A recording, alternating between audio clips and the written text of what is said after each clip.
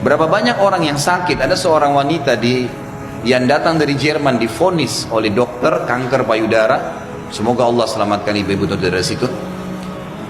Itu divonis oleh dokter, ini sudah nggak bisa, sudah sangat ganas, dan ini menurut medis kalau tidak salah itu kisahnya tinggal 2 minggu umurnya. Maka dia bilang sama suaminya, muslimah kebetulan dan muslim suaminya, tapi tinggal di Jerman. Dia bilang, saya ingin menghabiskan umur saya di Mekah aja. Ini sudah jelas dokter vonis 2 minggu, saya mau pergi ke sana. Suaminya ikutin, 3 hari urus visa, tiket segala, berangkat. Ringkas cerita, dari 14 hari waktu yang divonis oleh dokter, 3 hari sudah habis pengurusan visa dan proses berangkat sama 4 hari kurang lebih. Jadi sekarang tinggal 10 hari. Mulai dia masuk Masjid Haram setelah umrah, perempuan ini sudah nggak ada keinginan makan, dia duduk nangis saja depan haram. Dia nangisnya sebenarnya itu bukan minta disembuhin, dia percaya sama dokter. Dia cuma nangis dosanya yang pernah dia lakukan, dia menyesal kurangnya ibadahnya. Setelah 4 hari berjalan dari 10 hari sisa, dan ini dia akan tinggalkan Mekah hari ke 6 hari dari setelah, jadi tinggal 2 hari lagi. Dia pun didatangi oleh salah satu marbot masjid, wanita muslimah pakai cadar. Di Masjid Haram memang ada petugas-petugas wanita ngatur saf pakai cadar, dekatin dia, tanya dalam bahasa Inggris, kamu siapa, cerita, kenalan lah. Kemudian diceritakanlah kisah dia. Si muslimah marbot masjid ini yang umurnya masih sangat muda tersenyum lalu berkata, wahai saudariku, kenapa kau begitu yakin dengan vonis dokter? Bukankah ada orang yang sehat juga mati? Bukankah juga ada orang yang sakit mati? Kalau ajal sudah datang, Allah SWT panggil pasti mati. Kamu ikhtiar apapun tetap sama. Tapi dalam agama kita dianjurkan ikhtiar.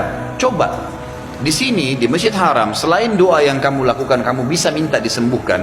Ada air Zam-Zam yang dijanjikan oleh Nabi SAW, sebagaimana sabdanya, Zam-Zam liman syuribalah.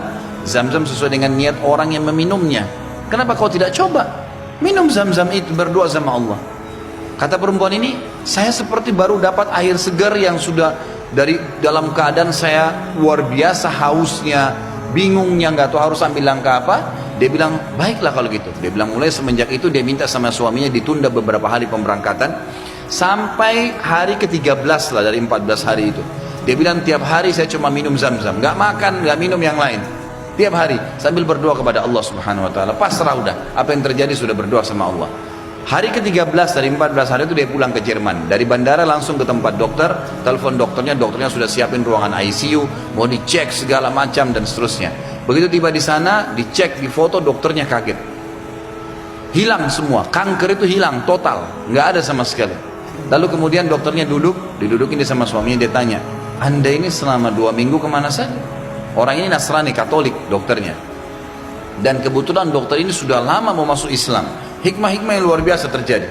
Maka dia mengatakan, dari mana Anda selama 2 minggu berobat ke siapa? Dokter siapa? Obat apa yang diminum? Dia bilang tidak ada. Kami seorang muslim dan kami berangkat ke Mekah, saya minum air Zam-Zam gitu kan. Dan saya berdoa sama Tuhan saya untuk disembuhkan. Kata dia, selamat. Kanker ini belum pernah dalam sejarah dokter bisa sembuh, tapi ini hilang sama akar-akarnya gitu kan. Si perempuan tersebut menangis, suaminya menangis, bersyukur sama Allah. Yang anehnya, yang luar biasa pada saat itu si dokter mengatakan, Bapak Ibu perlu tahu, dikeluarin Quran terjemahan dalam bahasa Jerman dari lacinya. Dia bilang, saya sudah pelajari Islam 10 tahun. Saya ingin mencari sesuatu yang menyentuh hati saya supaya saya mau ngandut Islam. Tapi belum ada sesuatu yang berat. Tapi kejadian ini karena bidangnya dia tahu dia spesialis kanker payudara. Dia mengatakan ini ya sudah cukup membuat saya syahadat. Maka dia syahadat lagi. Maka kita bisa lihat bagaimana keyakinan yang sedang kita bahas ini bukan main-main. Ini cuma contoh sebagian kecil ya. Terlalu banyak contoh yang seperti ini, terlalu banyak keajaiban-keajaiban yang luar biasa.